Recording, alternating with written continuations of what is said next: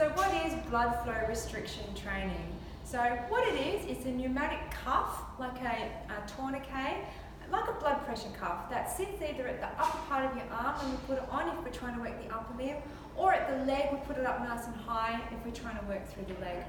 What we then do is we safely work out the best pressure to put on that cuff in order to totally occlude the venous return, so you get venous pulling in that area of the limb, but you're still getting the blood flow coming through the arterial pressure.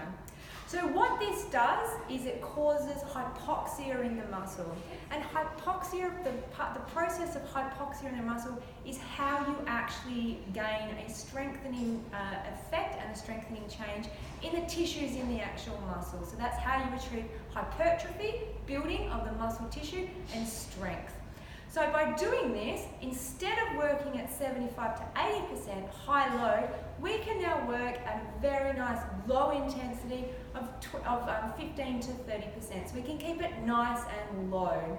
So we do a very short training regime with the cuff on, which will achieve the same effect as training at that really high intensity. So it keeps the joint nice and safe. We can load up the muscle pain-free, gain the strength that we need to achieve without actually causing any pain or detriment to the joint that we're trying to work with.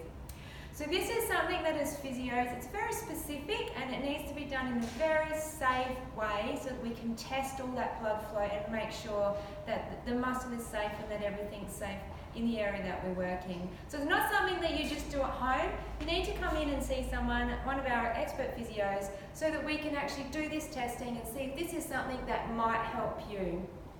So give us a call if you need at Lakelands or at Miami Physio, and we can book you in and do an assessment and see if something like this will help you with your joint problem.